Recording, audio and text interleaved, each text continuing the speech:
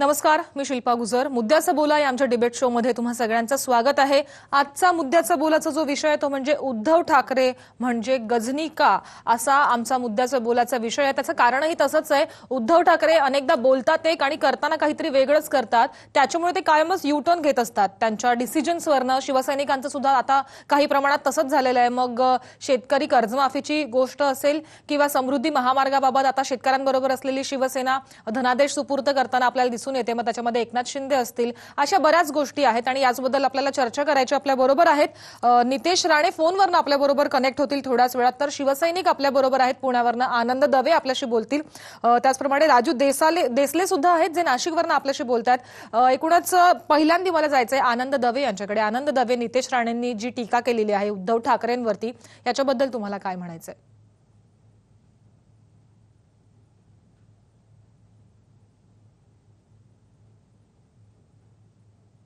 नाही, कारण माणसाच्या आतमध्ये जे असतात ना तेच माणूस इनोव्हेशन करून बाहेर काढू शकतो. आणि खरं मला असं वाटतं नितेश राणेंना उद्धव साहेबांच्या ऐवजी तिथं नारायण राणेंविषयी काहीतरी बोलणं असावं. जसं नारायण राणे आता कन्फ्युजन अवस्थेत आहेत. ते काँग्रेसमध्ये आहेत का नाही त्यांना माहित नाही, त्यांना मुख्यमंत्री व्हायचं का नाही त्यांना माहित नाही, ते भाजपमध्ये जाणार आहेत का नाही हेही त्यांना माहित नाही, भाजपवाले घेतील का नाही हेही त्यांना माहित नाही. त्यामुळे त्यांना ते वडिलांविषयीच बोलायचं होतं, पण त्यांनी वडिलांचा थोडासा आदर ठेवून ऑलरेडी व्यंगचित्र काढून झाले, त्यामुळे काहीतरी नाव द्यायचं उद्धव साहेबांचं नाव दिलं असं वाटतंय, बाकी काही नाही. त्यामुळे नितेश राणेंविषयी काही फार गंभीरतेने घ्यावं आणि त्याच्याविषयी चर्चा करावी असं मला तरी काही गरज वाटत नाहीये. नक्कीच आपण येऊया तुमच्याकडे, पण मला नितेश राणे आपल्या बरोबर फोनवरनं आहेत. नितेश राणे जी, तुम्ही जी टीका केलेली आहे उद्धव ठाकरे त्याच्यावरती, त्याच्यानंतर खूप साऱ्या जणांनी तुमच्यावरती सुद्धा टीका केलेली आहे. एकूणच तुम्ही जे म्हटलंय उद्धव ठाकरे गजनी आहेत का, तर आनंद दवे यांनी ज्या पद्धतीने म्हटलं की तुम्हाला टीका करायची होती नारायण राणेंवरती पण चुकून तुम्ही उद्धव ठाकरेंचं नाव लिहिलंय, काय म्हणायचं एकूणच याबद्दल? आज महाराष्ट्राच्या राजकारणामध्ये जी काही परिस्थिती आपल्याला पाहायला मिळते, जेणेकरून असंख्य विषयावर शिवसेना सत्तेत असलेला जो पक्ष आहे, एक भूमिका घ्यायची, दुसऱ्या दिवशी ती भूमिका बदलायची आणि सत्तेत असूनही विरोधकांसारखं जे वागण्याचं जे वारंवार जे काही प्रकार महाराष्ट्रामध्ये गेले 2.5 वर्ष चालले, हे अगर व्यंगचित्राच्या माध्यमातून अगर मी व्यक्त करत असेल तर मला नाही वाटत शिवसेनेला झोंबलं पाहिजे. कारण का स्वर्गीय बाळासाहेब ठाकरे साहेबांनी ज्या पद्धतीने महाराष्ट्रामध्ये व्यंगचित्राच्या माध्यमातून असंख्य वेळी वादळ उभे केलेले आहेत, त्यांची प्रेरणा घेऊन आणि त्याच पद्धतीने अगर शिवसेनावर टीका होत असेल तर मला वाटतं शिवसेनेने त्याचं स्वागत केलं पाहिजे खरं म्हटलं तर. पण तरी यांना अगर झोंबत असेल तर मग टीका करायचा नैतिक अधिकार आहे का आपल्याला हे बघायला पाहिजे ना. कावीळ गंभीर आजार आहे, आम्ही तो गंभीरतेने घेतच नाहीये तुम्हाला, त्यामुळे ती काही अडचणीचा विषय नाहीये. म्हणत असं आहे अशोक चव्हाणांच्या हाताखाली मी काम करणार नाही असं पब्लिकली अशोक चव्हाणांच्या हाताखाली मी काम करणार नाही, तो मला बराच ज्युनियर हे कोणी सांगितलं होतं? दुसऱ्या दिवशी विचार कोणी बदलले हे सांगा ना. भारतीय जनता पक्षाच्या नेत्यांना भेटायची हिंमत तुम्ही पब्लिकली मान्य करत नाही, तिथं तुमच्याविषयी काय बोलणार? असं आहे की कोणी पहिलं भारतीय जनता पक्षात जाण्याचा पूर्ण भाजपाने नाकारलं, नाही तर तुम्ही आज भारतीय जनता पक्षामध्ये असता. नितेशजी, भारतीय जनता पक्ष तुम्हाला घ्यायला तयार नाही, नाहीतर नारायण राणे भारतीय जनता पक्षामध्ये असते, हे तुम्हाला मान्य आहे ना. त्यामुळे तुम्ही वेगवेगळे विषय काही सांगू नका. तुम्हाला नैतिक अधिकारच नाही तो शिवसेनेविषयी काही बोलायचा. शिवसेना अतिशय खंबीर आहे, आम्हाला अतिशय चांगलं कळतं. तुम्ही फक्त तुमच्यापुरता विचार करा. भेटते हे तुम्हाला माहिती आहे आणि मला या सकाळी उठून तुम्हाला माझ्यामुळे नाही, दादांनी नाकारलं नाहीये ना ते, राणे साहेबांनी नाकारलं नाहीये ते, लक्षात घ्या पाहिजे. नाहीतर आपल्याला विचारतो कोण आणि आपल्याला मोजतो कोण ह्याबद्दल विचार केला पाहिजे. आणि आपण साम टीव्हीच्या सगळेच विचारतात साहेब. बघा ना, मला सांगा ना एखाद्या विषयाने जे मला व्यंगचित्रातून सांगायचं मी बोललेलो आहे. आता पुढे तुम्ही ठरवा आणि तुम्हाला माझ्या निमित्ताने टीव्हीवर येऊन बोलण्याची संधी भेटते तर त्याचा एन्जॉय करा, थोडंच मला या निमित्ताने सांगायचं आहे. धन्यवाद सर. 200 वेळा आलोय टीव्हीवर, तुमच्याबरोबर 4 वेळा माझा वाद झालेले आहेत. उलट तुम्हाला आम्ही विसरत चाललो होतो, ह्या निमित्ताने तुम्ही फक्त लक्षात आलाय लोकांच्या परत एकदा. नितेश राणे यांनी फोन कट केलेला आहे. खरं तर त्यांची चांगली गोष्ट आहे, आम्ही तुम्हाला शुभेच्छा देतो. नक्कीच आनंद दवे, पण ज्या पद्धतीनं नितेश राणे यांनी मुद्दे मांडले, संपूर्ण महाराष्ट्राचं असंच म्हणणं आहे की शिवसैनिक भूमिका एक घेतात, उद्धव ठाकरे भूमिका एक घेतात. मग ती कर्जमाफीबद्दल असले, एकतर तुम्ही सत्तेमध्ये आहात, विरोधकांसारखे वागताय, कर्जमाफीबद्दल तुम्ही म्हणालात, नंतर तुमचं म्हणणं आहे की आमच्याचमुळे कर्जमाफी झाली. दुसरीकडे तुम्ही समृद्धी महामार्गाच्या वेळेस तुम्ही विरोध करता आणि आता पुन्हा एकदा एकनाथ शिंदेंचं आपण बघितलं की धनादेश सुपूर्द करताना आपण बघितलं. एकूणच उद्धव ठाकरे म्हणतात वेगळं, करताना काहीतरी वेगळं करतात. राष्ट्रपती पदाच्या उमेदवारी बद्दल सुद्धा तेच तुम्ही म्हटलात. जेव्हा रामनाथ कोविंद यांना उमेदवारी जाहीर केली तेव्हा तुम्ही म्हटलात की दलित समाजाचे ते आहेत आणि दलित समाजाची मतं मिळवायची म्हणून कुठेतरी भाजपने असं केलं. मग तुम्ही विरोध करायला पाहिजे होता, मग तुम्ही कशाला पाठिंबा दिला? हे एकूणच ज्या पद्धतीनं शिवसेनेचं जे वागणं आहे ते खरं तर कोणालाच पटत नाही आणि म्हणूनच कुठेतरी शिवसैनिक युटर्न घेत आहेत. शिवसेना जशी होती बाळासाहेब ठाकरेंच्या वेळी तशी आता राहिलेली नाही आणि म्हणूनच ही टीका तुमच्यावरती होते, असं तुम्हाला वाटत नाही का? नाही मॅडम, ही अतिशय मीडियाची गल्लतबाजी आहे आणि भाजपचा सोशल मीडिया त्याला कारणीभूत आहे असं माझं म्हणणं आहे. शेतकरी कर्जमाफी असेल किंवा राष्ट्रपती निवडणूक असेल, उद्धव साहेबांचं पहिल्यापासून प्रामाणिक आणि खरं मत आहे, त्याला ते चिकटून येत. आणि लक्षात घ्या, सहकारातून जर काही चांगल्या गोष्टी घडत असतील तर उगाच असहकार कशासाठी करायचं? आम्ही सत्तेत राहून जे शेतकऱ्यांची कर्जमाफी व्हावी याच्यावर आम्ही प्रेशर आणून ते करू शकलो तर बाहेर जायचं कशासाठी असा प्रश्न आहे. दुसरं, राष्ट्रपती कोविंद साहेबांची जेव्हा नियुक्ती झाली, नाव घोषित झालं, त्याच वेळेस त्याच मुवमेंटला उद्धव साहेबांनी त्याला पाठिंबा दिला होता. त्यावेळेस त्याचे काही आणाभाका करू, आम्ही चर्चा करू, आम्ही विषयांतर करू, नंतर बोलू, असं कधी उद्धव साहेबांनी सांगितलं नव्हतं. मग टीका उद्धव कशाला केली साहेबांचे होती? सगळे मुद्दे स्पष्ट असतात, विचार स्पष्ट असतात, कोणत्या दिशेने जायचे नाही, आपण कोणत्या दिशेने जायचं आणि शिवसेनेला कोणत्या दिशेने घेऊन जायचं एकदम स्पष्ट आहे ना. मग आम्ही कधी वेगळी पक्ष जर तुम्हाला बदलला पटतच जातो ना, आम्ही नव्हता कधी विचार राष्ट्रपती बदलले पदाचा जातात. उमेदवार, आमचे तर जुने तुम्ही मित्रही आज पाठिंबा कायम आहेत. दिलाच कशाला? नाही नाही, आम्ही म्हटलंच नाही असं कधी आम्हाला पटत नाही म्हणून. तुम्ही असं आमचा म्हटलंच कोणता नाही. नेता असं म्हटलं मला सांगा मग बरं की अशी पटत टीका का नाही केली म्हणून. भाजपवरती की हा दलित समाजाचा कशाला दिलेला आहे उमेदवार? ही टीका कशाला करायची गरज होती? बरं, जेव्हा टीका करतात तर तुम्ही वेगळी भूमिका घेऊन मॅडम, अमित दाखवा ना. शहानी जेव्हा त्यांचा परिचय करून, मॅडम नाही सांगतो, अमित शहानी जेव्हा परिचय करून दिला तेव्हाच असं सांगितलं होतं की दलित समाज से है. तो शिवसेनेने फक्त तोच विषय थोडा मोठा केला की त्यांनी दलित आहेत म्हणून ते घेतलेले. त्यात जर भारतीय जनता पक्ष काय लपवत नसेल आणि एक जर दलित माणूस या देशाचा परत एकदा राष्ट्रपती होत असेल तर आम्हाला आनंद आहे, आम्हाला त्याच्यात वाईट वाटायचं काहीच कारण नाही. नक्कीच आपल्याबरोबर राजू देसले सुद्धा आहेत. आपण राजू देसलेंकडे जाऊयात. राजू देसले, सध्या समृद्धी महामार्गाचा विषय प्रचंड मोठ्या प्रमाणात चर्चेमध्ये आहे.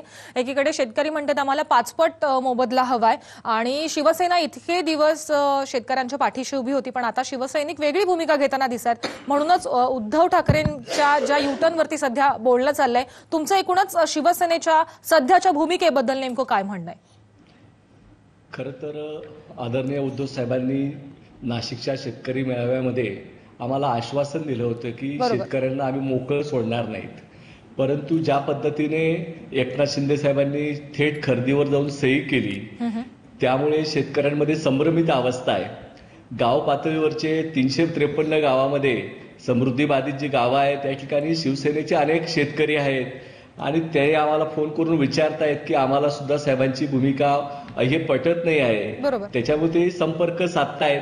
परंतु महाराष्ट्रामध्ये एका महत्वाच्या नेत्यांनी शेतकऱ्यांची ज्या प्रश्नावरती आक्रोश चालू आहे, ज्या शेतकऱ्यांवरती केसेस झालेल्या आहेत, बळजबरीने मोजणी झालेली आहे आणि असं काय घडलं की साहेबांनी डायरेक्ट सांगावं आणि एकनाथ शिंदे साहेबांनी सह्या करून खरेदीची प्रक्रिया राबवावी आणि मुख्यमंत्री साहेब नाशिकला येऊन आमच्या शेतकऱ्यांना भेटले नाहीत.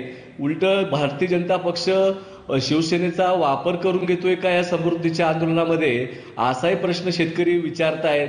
आम्हाला विनंती आहे की शेतकऱ्यांचा प्रश्न आहे, शेतकरी हा सर्व पक्षामध्ये असतो म्हणून राजकीय पक्षांनी मोकळी भूमिका घेतली पाहिजे आणि संभ्रमित अवस्था दूर केली पाहिजे. लोकांचा ह्या महाराष्ट्रामध्ये राजकीय पक्ष रोज भूमिका बदलायला लागले तर शेतकऱ्यांनी कुणाकडे पाहायचं.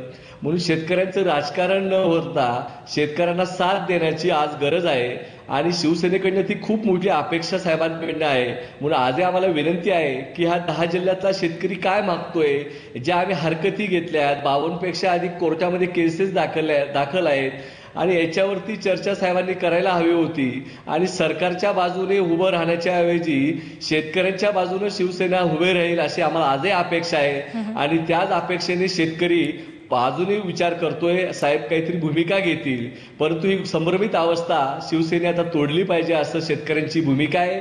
शेतकऱ्यांचं राजकारण शेतकऱ्यांच्या कल्याणासाठी व्हावी आणि शेतकऱ्यांची समृद्धी व्हायची असेल तर शेतकऱ्यांना उद्ध्वस्त करून ही समृद्धी नेमकी कोणाची होणार हा प्रश्न सर्व विचारतायत. नक्कीच आनंद दवे, खरंच हा महत्वाचा मुद्दा आहे. तुम्ही एकदा म्हणता की शेतकऱ्यांना मोकळं सोडणार नाही, पण आता तुम्ही शेतकऱ्यांना वाऱ्यावरती सोडून दिलं.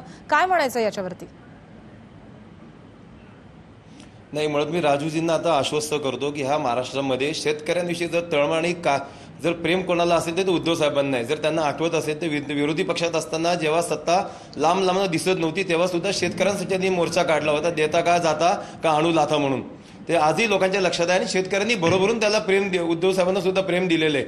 दुसरं, हे जे शेतकरी कर्जमाफी असेल किंवा आणखी काही विषय असतील ते शेतकऱ्यांच्या मागं शिवसेना खंबीरपणे उभी आहे. समृद्धी योजनेमध्ये एकाही शेतकऱ्यावर अन्याय होणार नाही, कोणाची 1 इंच जमीन सुद्धा अन्याय मार्गाने घेतली जाणार नाही याच्याविषयी उद्धव साहेब स्वतः खंबीरपणे खात्रीशीर बाळगून आहेत. प्रत्येक वेळेस ते माहिती घेत असतात, इंच जागेची किंमत हे करत असतात. त्याविषयी शेतकऱ्यांनी अजिबात काळजी करू नका. उद्धव साहेब आणि शिवसेना पूर्णपणे तुमच्या मागे उभी राहणार आहे, एवढं मात्र मी तुम्हाला आश्वस्त करू शकतो.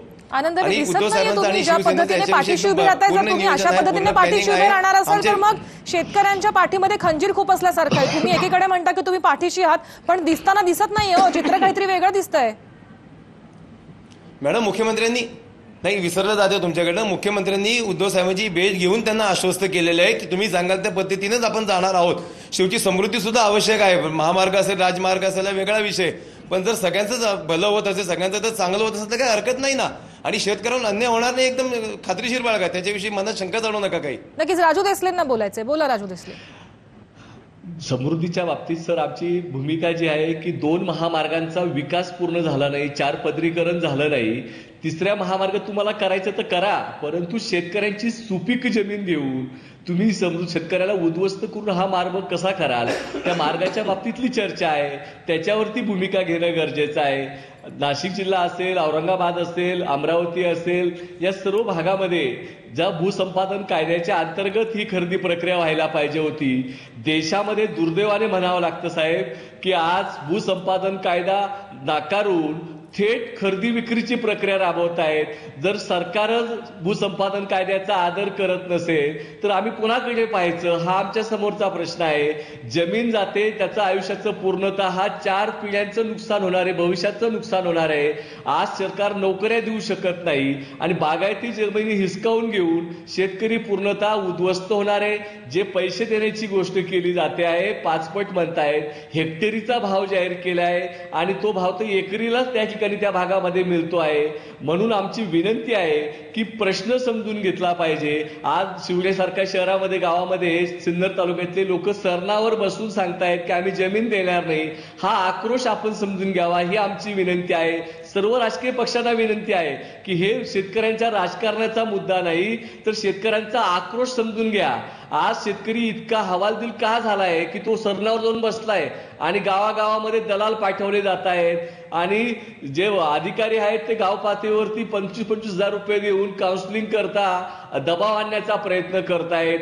आज कालपासून तर शहापूर आणि इतर भागामध्ये काही पक्षांचे कार्यकर्ते थेट शेतकऱ्यांवर दबाव आणतायत, तुम्ही शेती द्या नाहीतर आम्ही तुम्हाला पाहून घेऊ, अशा प्रकारचे आम्हाला फोन येत आहेत. म्हणून आम्हाला विनंती करायची आहे की शेतकरी हवालदिल झालेला असताना आज शेतकऱ्याला सगळ्या पक्षांनी समृद्धी महामार्गाच्या बाबतीत एक सखोल विचार करण्याची गरज आहे. आणि शिवसेना शेतकऱ्यांच्या सोबत हे आपण सांगतायत, गाव पातळीवरती कार्यकर्ते सुद्धा या आंदोलनामध्ये आहे साहेब. आज नाशिकला 10 जिल्ह्यांची मिटिंग होते आहे आणि ही मिटिंग होत असताना आम्ही आदरणीय उद्धव साहेबांच्या पीएमसी कालपासून संपर्कात होतो. आज ते म्हणताय की आम्ही 12 वाजता तुम्ही तिथं या. आम्ही म्हटलो की नाशिकला आमची मिटिंग झाल्यावरती आम्ही तिथं येतोय आणि आम्हाला संवाद करायचा आहे. आपल्याला याच्यातून शेतकऱ्यांना नुकसान होऊ नये. जर शेतकऱ्यांनी आत्महत्या केल्या कोणी तर आपल्याला महाराष्ट्र पुन्हा माफ करणार नाही. आणि शिवसेनेवरचा जो विश्वास शेतकऱ्यांचा गाव पातळीवरचा आहे, तर आम्ही पुन्हा एकदा विनंती करतो की एकनाथ शिंदे साहेबांनी ज्या पद्धतीने खरेदी प्रक्रियेचा पुढाकार घेतलाय तो घेण्याच्या ऐवजी 10 जिल्ह्याचा दौरा करावा आणि शेतकऱ्यांना समजून घ्या आणि शेतकरी जे म्हणतायत ते मागून मग साहेबांनी पुढचा निर्णय घ्यावा. दबाव आणून पैशाचं लालूच दाखवून खरेदीच्या प्रक्रियेमध्ये शेतकऱ्यांना अटकू नका. आणि भूसंपादन कायदा या देशाचा शेतकऱ्यांचा आत्मा आहे आणि तो आत्मा शासनातच तोडायला निघाला तर या देशामध्ये या पुढच्या काळात दलालही फायदा घेतील, कंपनी मालकही फायदा घेतील आणि शेतकरी उद्ध्वस्त होईल. याचा विचार करावा, ही मला या प्रसंगी नम्रपणे सांगावं असं वाटतं. आनंद दवे फारच आतलं शेतकऱ्यांच्या मनातली भूमिका राजू देसले यांनी मांडलेली आहे, कारण की शिवसेनेकडनं ही अपेक्षितच गोष्ट नव्हती. जेव्हा तुम्ही म्हणता की आम्ही शेतकऱ्यांना मोकळं सोडणार नाही, आम्ही शेतकऱ्यांच्या पाठीशी आहोत, असं जेव्हा शिवसैनिक म्हणतात तेव्हा कुठेतरी एक आधार वाटतो प्रत्येकच शेतकऱ्याला. पण शिवसेनेने कायमच स्वतःची जी भूमिका मांडलेली आहे, असं वाटलेलं की यावेळेस तरी शिवसेना युटर्न घेणार नाही. पण पहिले जेव्हा जमीन हस्तांतरित केली गेली तेव्हा धनादेश एकनाथ शिंदे यांच्याचकडनं वाटप झालेलं आहे. त्याच्यामुळे तुम्ही म्हणताय की आम्ही शेतकऱ्यांच्या बाजूने आहोत, पण मला कुठेही दिसत नाहीये की तुम्ही शेतकऱ्यांच्या बाजूने आहात. मॅडम, आता जर तुम्ही राजूजींचं पूर्ण ऐकलं असेल तर तुमच्या लक्षात येईल की अजून तरी त्यांचा उद्धव साहेबांना आणि शिवसेनेवर पूर्ण विश्वास आहे आणि शिवसेना त्या विश्वासाला पूर्णपणे जागणार आहे. उद्धव नेमकी कशी जागणार आहे? कारण नाही आनंद दवे, तुम्ही हे मगापासून बोलतातच आहात. शेतकऱ्यांच्या बरोबर आनंद दवे, तुम्ही मगापासून सांगताय की आम्ही शेतकऱ्यांच्या पाठीशी आहोत, शेतकऱ्यांच्या पाठीशी आहोत, पण नेमकं करताय काय हे आम्हाला जाणून घ्यायला जास्त आवडेल. मॅडम, जिथे जिथे शेतकऱ्यांवर अन्याय होईल, परत एकदा सांगतो, जसं यांनी सांगितलं आता की काही भाजपचे कार्यकर्ते किंवा भाजपचे पदाधिकारी अक्षरशः धमकी देतात, प्रेशर आणतात, तर तसं काही झालेलं आढळलं तर शिवसेना त्याच्या पद्धतीने त्याचा पूर्णपणे विरोध करेल. याच्याविषयी तुम्ही किंवा बाकी कोणी मनात शंका आणण्याचं काही कारण नाही. शिवसेना ही शेतकऱ्यांच्या हितासाठीच काम करेल. उद्योगपती दिसतच नाहीये. दिसेल तुम्हाला मॅडम, दिसू द्या ना. एकदा एका जमिनीचा थोडंसं काहीतरी अगदी दिसेल मॅडम. हळूहळू पिक्चर क्लिअर होऊ द्या. उद्धव साहेब परत एकदा दौरा आखतात, शेतकरी नेत्यांच्या शेतकरी कार्यकर्त्यांच्या गाठीभेटी चालू आहेत. मॅडम, प्लॅनिंग नाही हो मॅडम, ते काय पूर्ण जमिनीचं झालेलं नाही. एक लक्षात घ्या. जिथे शेतकरी ज्या भागातले शेतकरी खरं जर तयार असतील त्या भाग करायला, तेवढा पुरतो तो विषय. ओव्हरऑल पूर्ण ते जी काय लाखो हेक्टर जमीन लागणार आहे तिथं कुठेही शेतकऱ्यांवर अन्याय होणार नाही, त्यांच्यावर कुठेही दबाव येणार नाही, ह्याची काळजी घेण्यासाठी शिवसेना समर्थ आहे. शेतकऱ्यांनी किंवा शिवसेनेनी कोणती मनात कोणती शंका आणू नका. परत एकदा मी तेच सांगतो.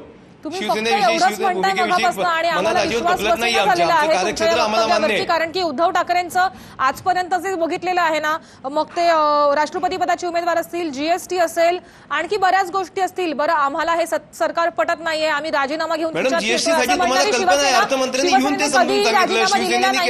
शिवसेनेने दाखवलेल्या सुधारणा त्याच्यामध्ये आणल्या त्यांनी. आम्ही जे काही आतापर्यंत सूचना दिल्या त्या त्यांनी भारतीय जनता पक्षाने जीएसटी मध्ये मान्य केलेल्या आहेत. त्यानंतर आम्ही जीएसटीला मान्यता दिलेली आहे, हे लक्षात घ्या. सुधीर मुनगंटीवार मातोश्रीवर येऊन भेटले होते. मध्यंतरी अमित शहानी एकदा आमची समजूत काढली होती सगळे की कसं कसं होणार आहे, समजून सांगितलं. आमची भूमिका त्यांनी मान्य केल्या, त्याच्यामध्ये सुधारणा केल्या. आम्ही सांगतो हरकत नाही ना. समृद्धी मार्गामध्ये जिथं आमच्यावर असं वाटतं आम्हाला की या शेतकऱ्यांवर अन्याय होतोय, तिथं जर सरकार आमच्या बाजूनी भूमिका घेत असतं तर हरकत नाही त्याला मान्यता द्यायला. काय नेमकी भूमिका काय आहे शिवसेनेची या शेतकऱ्यांच्या बाबतीत, समृद्धी बाबतीत नेमकी भूमिका काय आहे? परत एकदा ते सांगतो, समृद्धी मार्ग हे आवश्यकच असतात, रस्ते चांगले व्हायलाच पाहिजे, त्याच्यामुळे सुद्धा शेतकऱ्यांचा फायदा होणार आहे. ट्रान्सपोर्ट मधला खर्च, ट्रान्सपोर्ट मधला वेळ वाचणार आहे. पण ते करत असताना एकाही शेतकऱ्यावर अन्याय होणार नाही, त्याचं कोणतेही आर्थिक नुकसान होणार नाही, त्याच्या पुढच्या पिढ्या आणि मागच्या पिढ्या दोन्ही त्यांना दुवा देतील एवढी काळजी शिवसेना नक्की घेईल. म्हणजे नेमकं शिवसेना काय करणार आहे हे आम्हाला कळलं. हे फार वरवरची हायरार्की झाली. आतलं आम्हाला ऐकून घ्यायचं की नेमकं शिवसेना काय करणार आहे.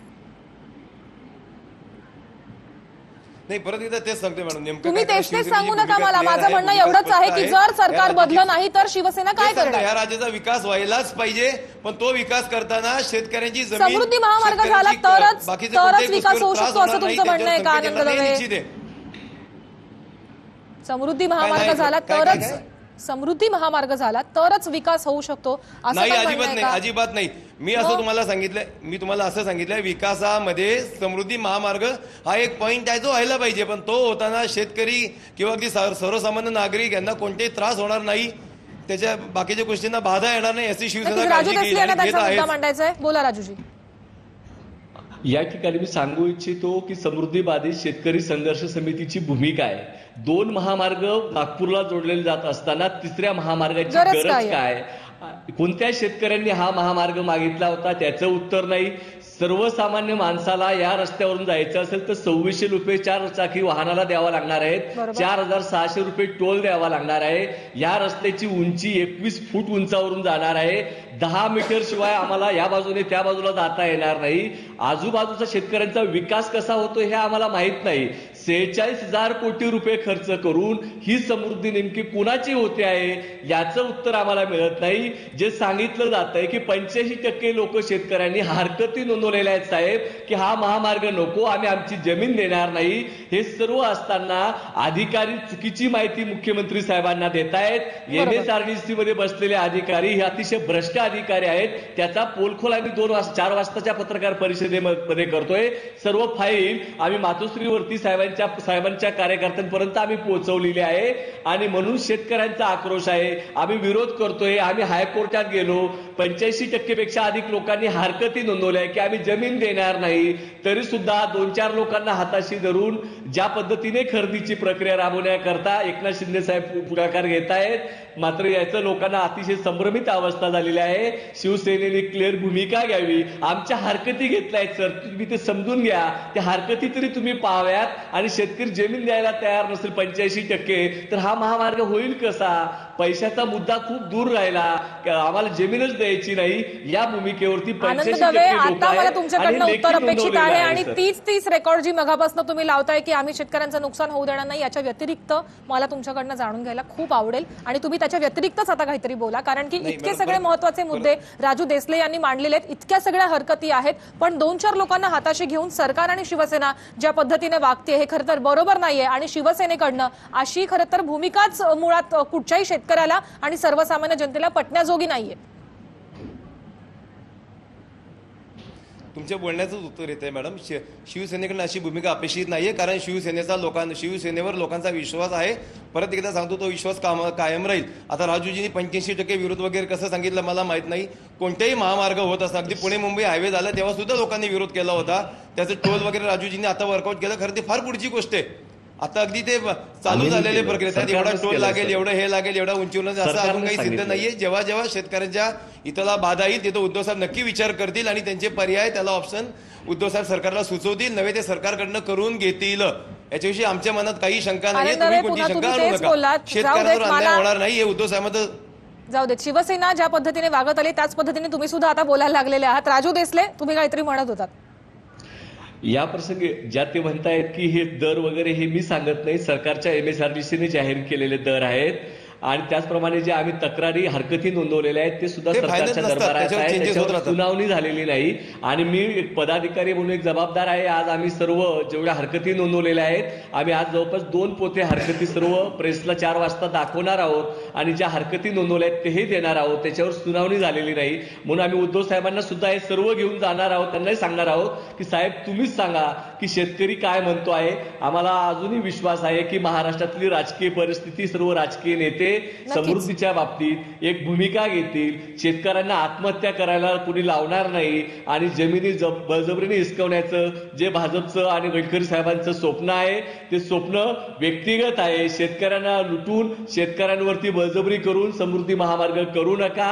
आणि जो शेतकरी आक्रोश करतोय, या 10 जिल्ह्यामध्ये 140 केसेस झालेल्या आहेत. शेतकऱ्याचा आक्रोश सरकारने पण ऐकला पाहिजे आणि सरकारमध्ये बसलेल्या शिवसेनेने सुद्धा ऐकला पाहिजे, कारण की शिवसेना सुद्धा सत्तेमध्ये सहभागी आहे. कायमच विरोधकांची भूमिका घेत असलेली शिवसेना आता तरी नेमकं काय करते असा प्रश्न. खरं तर ही चर्चा खूप महत्वाची होती. गजनी चित्रपटामध्ये आमिर खानला जसा विस्मरणाचा रोग जडला होता तसाच काहीसा उद्धव ठाकरेंना जडला असल्याचं नितेश राणे यांनी एक व्यंगचित्र काढलं होतं. खरं तर व्यंगचित्राची जी पार्श्वभूमी आहे ती शिवसेनेचीच आहे. त्यांनी अनेक व्यंगचित्राच्या माध्यमातून अनेकदा टीका केलेली आणि कुठेतरी बुमरँग यावेळेस झाल्याच्या नंतर ती टीका यांना झोंबली. पण नितेश राणे यांच्याकडनं भूमिका आपण जाणून घेतली. पण सुरुवातीचे काही वेळ बोलल्याच्या नंतर नितेश राणे यांनी फोन कट केलेला आहे, जे आनंद दवे म्हटल्याच्या नंतर उत्तर देणं खरं तर नितेश राणे यांनी अपेक्षित होतं, पण नितेश राणे यांनी फोन कट केलेला आहे. हरकत नाही, ही चर्चा खूप महत्वाची होती आणि आजचा मुद्दा जो विषय होता तो म्हणजे उद्धव ठाकरे म्हणजे गजनी का. आता तरी उद्धव ठाकरेंनी यातनं बोध घेऊन समृद्धीच्या बाबतीत ॲटलीस्ट शेतकऱ्यांच्या बाजूनं उभं राहणं खरं तर खूप गरजेचं आहे. आनंद दवे, नितेश राणे आणि राजू देसलेची तुमचे खूप खूप आभार. तुम्ही या कार्यक्रमामध्ये सहभागी झालात. मुद्द्याचं बोलामध्ये आता वेळ झाली इथेच थांबण्याची. नमस्कार.